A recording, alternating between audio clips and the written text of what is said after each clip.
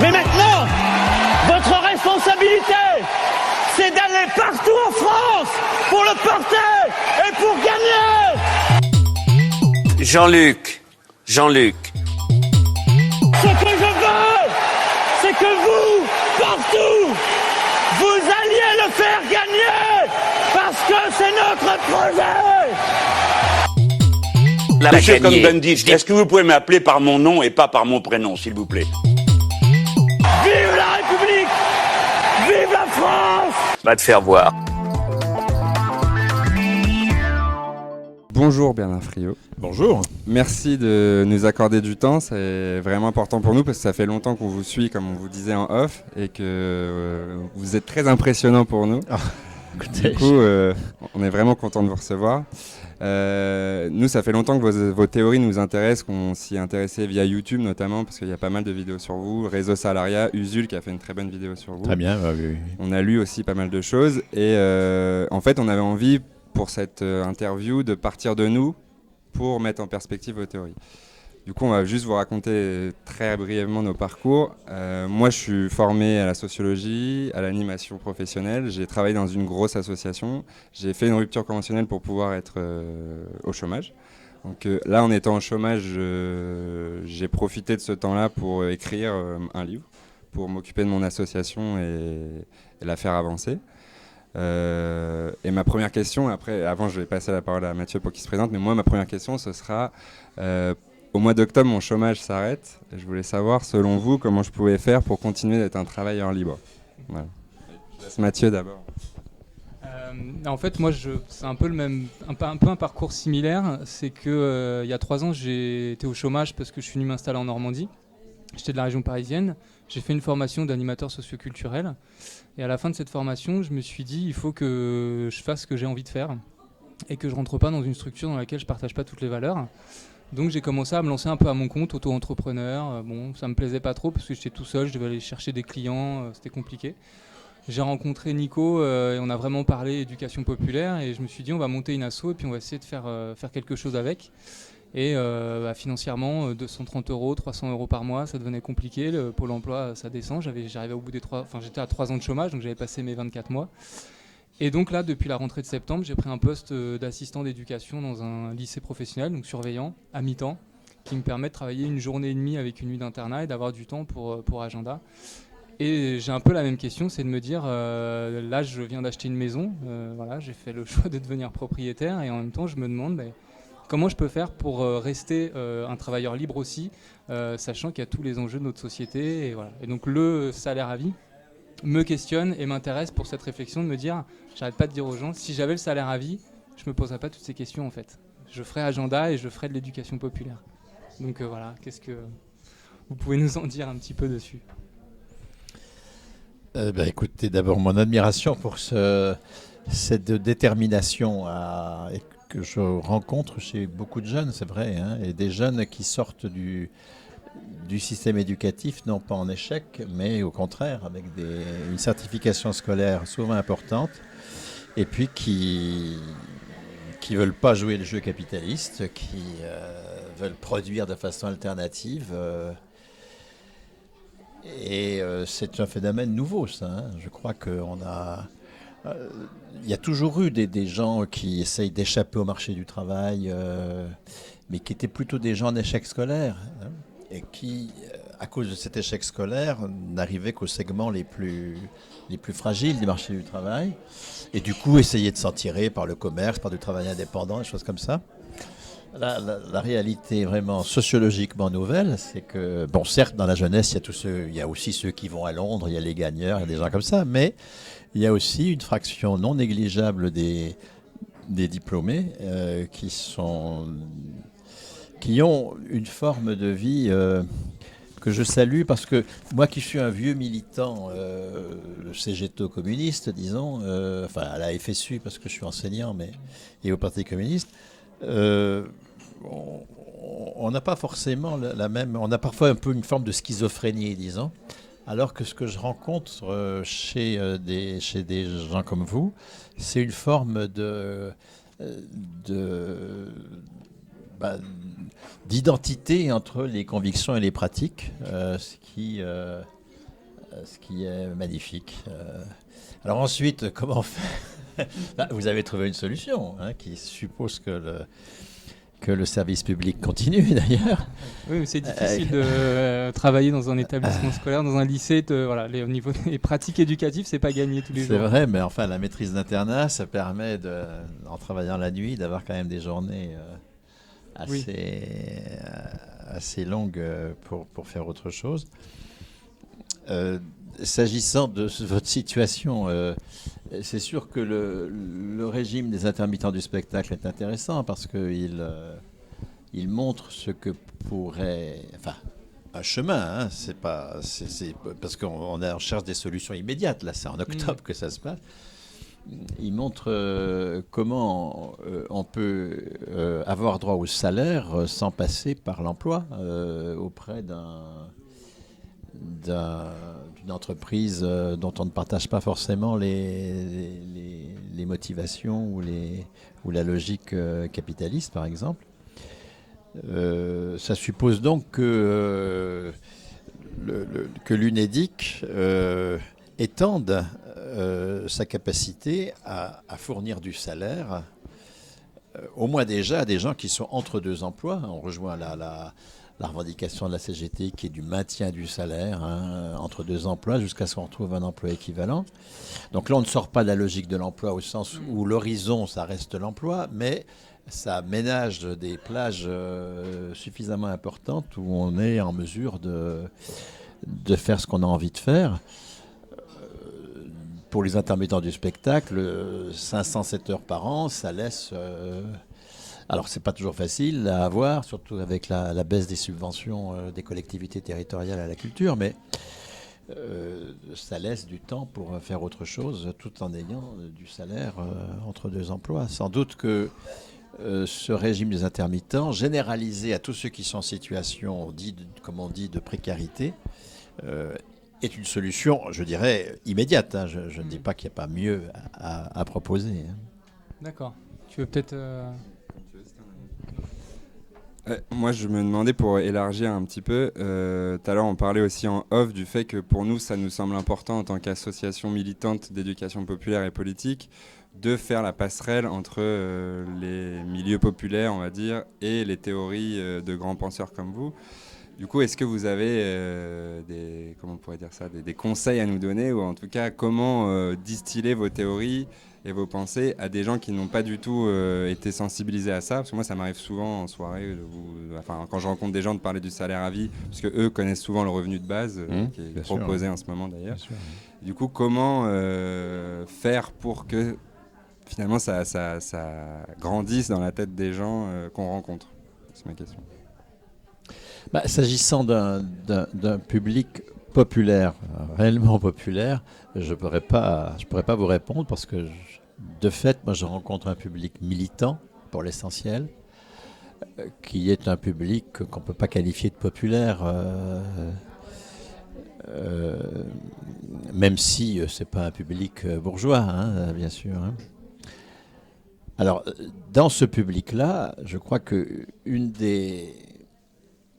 des gros obstacles à lever, c'est une vision non contradictoire de la société actuelle. C'est-à-dire qu'une espèce de...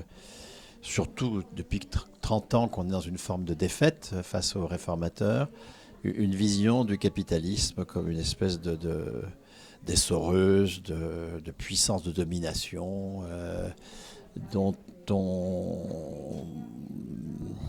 finalement, dont on ne peut sortir que par une espèce soit d'apocalypse, parce qu'il va nous mener dans le mur du point de vue écologique, anthropologique. Et alors, quand le mur sera là, on sera en mesure de... Mais moi, je n'attends pas l'apocalypse, personnellement. Et surtout, ça... voir le capitalisme comme une espèce de broyeuse totalitaire, ça nous ôte toute capacité d'action. Et donc, pour moi, l'essentiel de mon travail, vraiment l'essentiel de mon travail, et que j'exprime dans la conférence gesticulaire quand je dis oui, C'est de sortir, vous évoquez Bourdieu, c'est de sortir de Bourdieu justement, hein. C'est de sortir de cette lecture du capitalisme comme structure de domination, hein, ou les pinsons Charlot, enfin qui sont des bourdieusiens, dans lequel on nous explique comment on est en train de se faire baiser, mais moi ça m'intéresse pas, je le sais, je me fais baiser. Donc ce qui m'intéresse, c'est de voir comment il y a une émancipation à l'œuvre et comment la classe ouvrière a, depuis déjà un siècle et demi, commencé à instituer une alternative. C'est ça qui, moi, m'intéresse.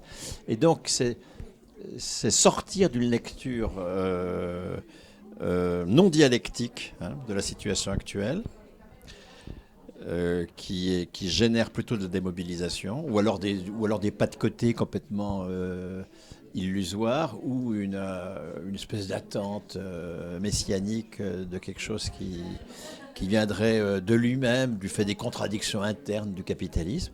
Non, voir que avec le statut de la fonction publique, les intermittents du spectacle, les retraites, en tout cas qui sont un pourcentage du salaire, on a commencé à inventer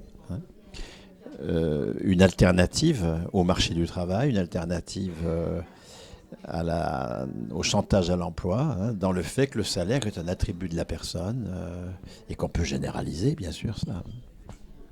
Ça me fait rebondir parce que, en fait, je trouve que là, il y a une actualité qui est un peu brûlante là-dessus, où on parle en effet des retraites. Notre très cher monsieur Macron est en train de nous pondre un programme un peu, où il nous parle de retraite.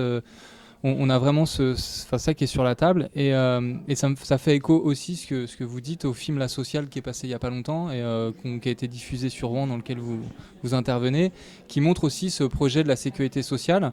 Et en fait, de plus en plus, moi je me dis, et c'est ce que je disais dans ce qu'on disait avec Gilles Perret, c'est on est en train d'essayer de sauver ce que les ouvriers, ce que le monde ouvrier a construit depuis un siècle et demi. Et là, on va essayer encore de sauver la sécurité sociale face à l'attaque capitaliste des candidats. On va essayer de sauver le régime des retraites parce que Macron, il veut nous faire un truc un peu par points, je sais pas trop quoi, qui va être n'importe quoi. Et je me dis, mince, en fait, on a la sensation, nous militants, d'être beaucoup dans la lutte de défense avec la CGT, avec tout ça, des acquis sociaux. Et finalement, moi, je trouve que le salaire à vie, c'est cet espoir, moi, qui me dit, mais en fait, là, on peut peut-être mettre quelque chose sur la table et proposer autre chose. Ne pas défendre ce qu'on a, mais dire, là, ce qu'on a, c'était génial. Maintenant, il faut aller plus loin avec le salaire à vie. Donc, je trouve ça intéressant, en fait. Ah, mais ça, je suis bien d'accord, hein. Une bataille défensive, elle est forcément vouée à l'échec, hein. Et donc, il faut sortir de la défensive et retrouver une autonomie d'agenda, une autonomie de discours, alors que jusqu'à présent, on est à la remorque de l'agenda réformateur. On va être là à devoir se battre contre les projets Macron de régime de retraite par points, enfin, tel que Piketty les a théorisés, et tels que les Italiens et les Suédois les ont mis en place, hein, tout ça lié avec le compte personnel d'activité, lié avec le fait que le chômage deviendrait universel au sens où les travailleurs indépendants auraient aussi un compte individuel, un compte personnel d'activité, tel que la loi El Khomri l'a mis en place. Donc le projet de nos adversaires, tel que Macron l'exprime, il est clair, hein, et on ne peut pas espérer gagner sur une bataille contre, hein. Or, notre bataille pour, elle est beaucoup trop faible. C'est là que j'en reviens à ce que je disais tout à l'heure, hein. Si on est en permanence dans la dénonciation d'un système qui nous broie, on ne peut finalement... on n'est pas du tout attractif. Si on veut être attractif, il faut être à l'offensive sur des modes d'ordre alternatifs, mais qui ne sont pas utopiques au sens où il y a un déjà là. Mais ce déjà là, et encore faut-il le voir comme tel. Si on ne voit pas que le régime général tel que Croizat et les militants communistes de la CGT le mettent en place en 1946, c'est contre la GIR-Carco, contre des dispositifs par points, on n'a pas de... Voire même si on...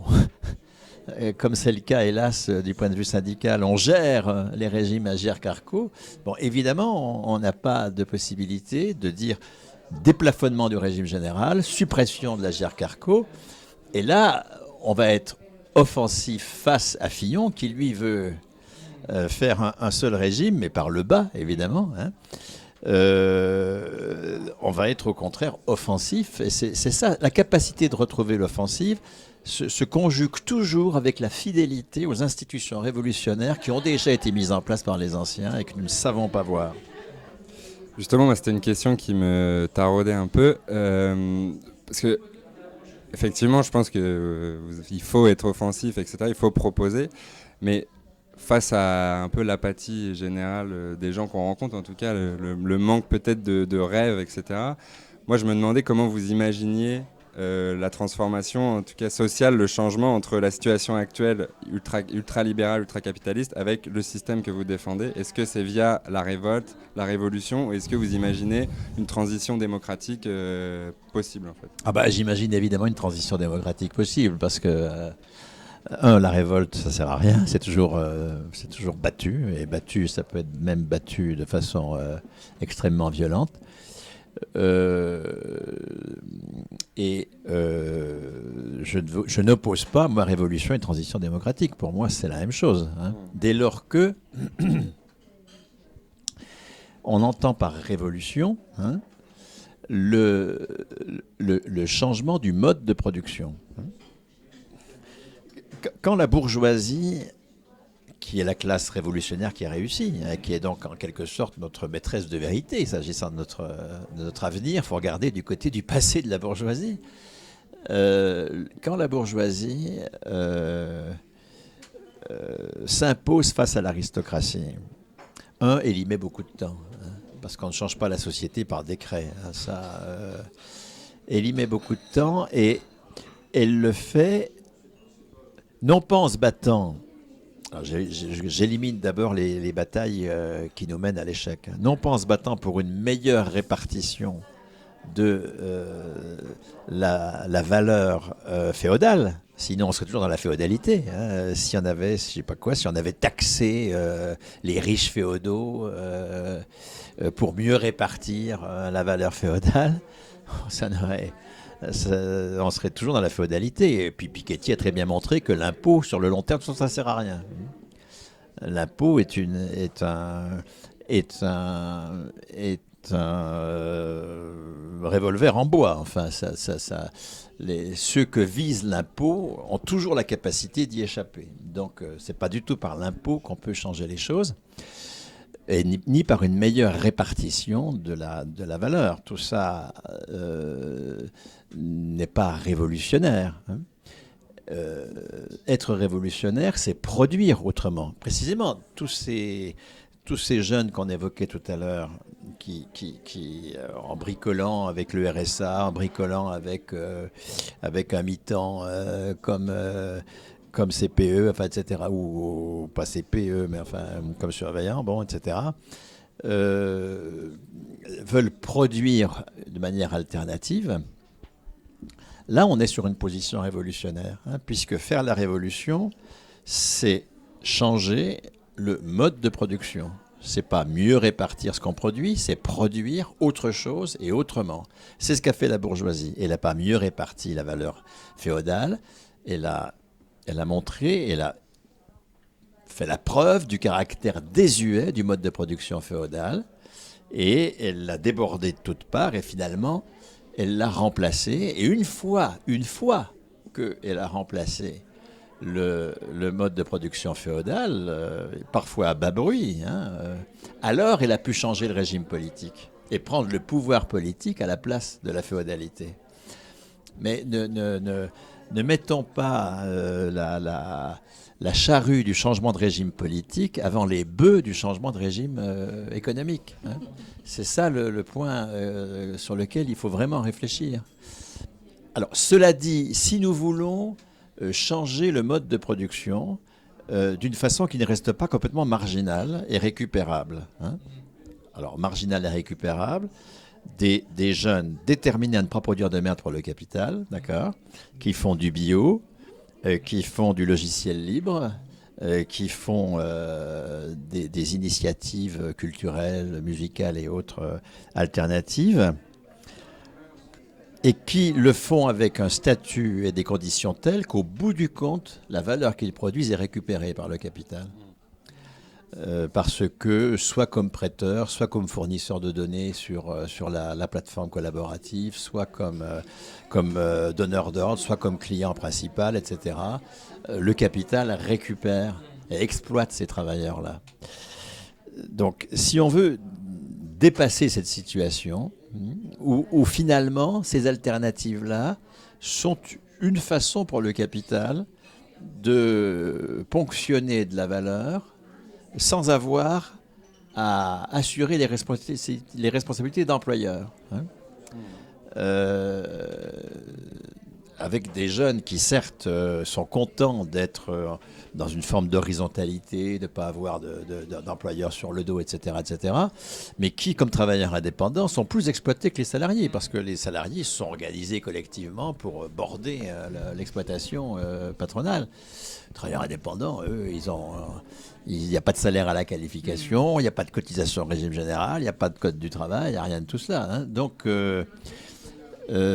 si nous voulons changer le mode de production, il faut bien sûr s'appuyer, entre autres, il n'y a pas que ça, mais entre autres sur ces initiatives de la jeunesse, mais à condition de les inscrire dans des institutions macroéconomiques alternatives. C'est ce que fait Croizat.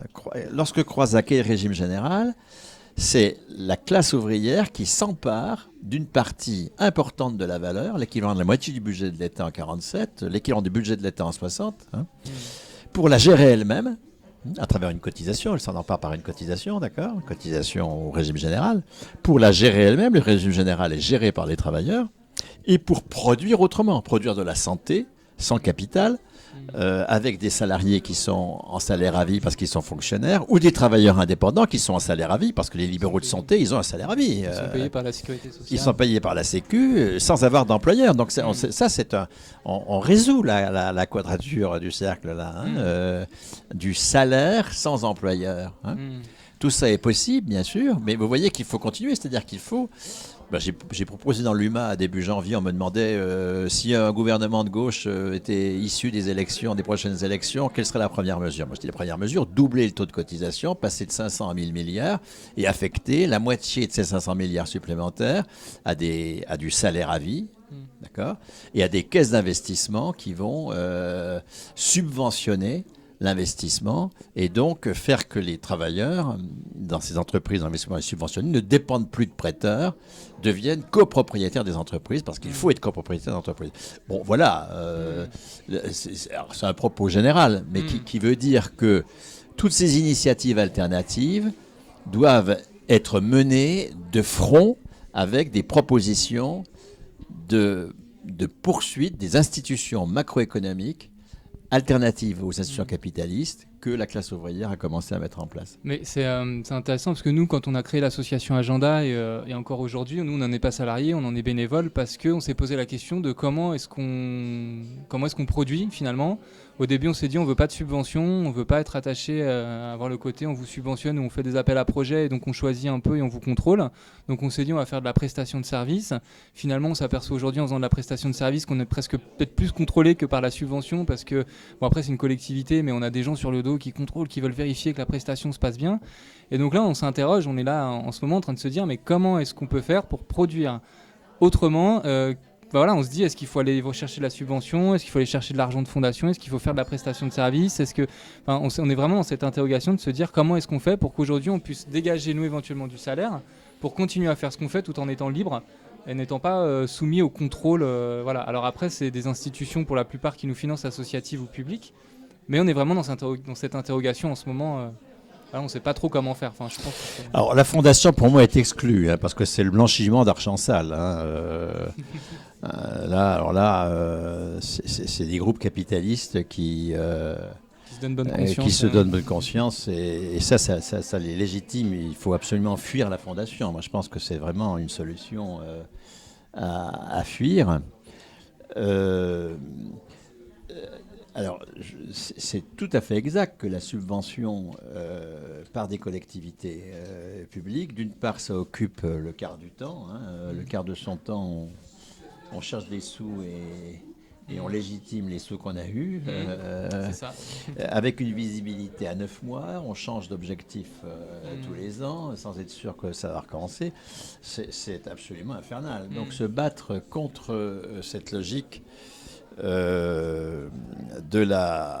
du financement sur projet, ça c'est absolument décisif. Mais c'est bien pour ça qu'il faut que nous gérions nous-mêmes, hein, c'est ça la question, gérer nous-mêmes une part suffisante de la valeur, ne pas confier ça aux collectivités publiques, en tout cas telles qu'elles existent actuellement, hein, pour pouvoir l'affecter aux activités que nous choisissons de mener, mais qui de toute façon auront une sanction marchande. Si notre truc ne génère pas de chiffre d'affaires, de toute façon, on serait bien obligé de fermer la porte. Donc il y a bien une validation sociale de ce que nous faisons. Et ça me fait penser ça aussi à une possibilité qui est de mobiliser des retraités comme moi. Hein. Vous êtes le bienvenu. Hein. Les retraités peuvent générer du chiffre d'affaires sans avoir à être payés puisqu'ils le sont déjà. Hein. Et donc ça permet d'avoir une valeur ajoutée pour ces entreprises alternatives. C'est ce que je fais à l'Ardeur. Hein. Je ne me contente pas d'être un président de paille, je suis aussi un prestataire. Quand je fais une conférence gesticulée, c'est facturé par l'Ardeur. Mais moi, je ne reçois rien, bien sûr, puisque je suis déjà payé par ma pension. Donc, je contribue au chiffre d'affaires des entreprises alternatives. Imaginez, actuellement, il y a 15 millions de retraités. Il y en a 7 qui sont dans la survie, surtout des femmes. Mais si les 7 millions qui ne sont pas dans la survie ne consacraient que, je ne sais pas quoi, moi, quelques temps à produire du chiffre pour des boîtes alternatives. Pas pour des boîtes capitalistes, évidemment, hein, mais pour des boîtes alternatives dans lesquelles souvent leurs enfants ou les copains de leurs enfants sont impliqués d'ailleurs. Hein. Sans avoir à être payés eux-mêmes, mettons ne serait-ce que, je sais pas quoi moi, 10 000 euros par an de valeur ajoutée. Multiplier ça par 7 millions, ça fait quand même 70 milliards. 70 milliards, ça sort beaucoup de boîtes de la marginalité. Ça permet ensuite d'avoir une mutualisation des valeurs ajoutées pour générer des cotisations qui vont pouvoir assurer du salaire, autrement que ou en utilisant peut-être des dispositifs de portage salarial, comme le sont les coopératives d'activité et d'emploi pour des prestations de services transformées en salaire. Bon, etc. Il y a des tas de possibilités. Mais encore une fois, ça suppose une échelle macroéconomique suffisante. C'est pour ça que s'appuyer sur les retraités, qui ont quand même 40 ans d'expérience, qui savent à peu près ce qu'il faut faire pour bosser, les mobiliser, les sortir de leur bénévolat dans des trésoreries de clubs de foot et autres conseillers municipaux, les faire contribuer à la production marchande non capitaliste, pour moi, c'est très important. Ok, faire des ponts entre la jeunesse et les retraités. C'est votre conseil. Bien sûr. On va être obligé de vous libérer parce qu'on nous a fait des signes derrière. Je crois que vous avez une conférence derrière auquel on assiste aussi. Je voulais vous remercier vraiment, c'était très intéressant. C'était vraiment cool pour nous de vous recevoir pour une petite asso comme nous et de recevoir un intellectuel comme vous. C'est vraiment très plaisant. Oui, écoutez, ne me mettez pas sur un piédestal que je ne mérite pas. Mais en tous les cas, moi j'étais extrêmement content aussi de vous rencontrer et je cherche vraiment, encore une fois, comment appuyer mon travail sur des collectifs comme les vôtres. Ça, c'est décisif. On pourra en continuer d'en parler plus tard. Alors. Merci beaucoup.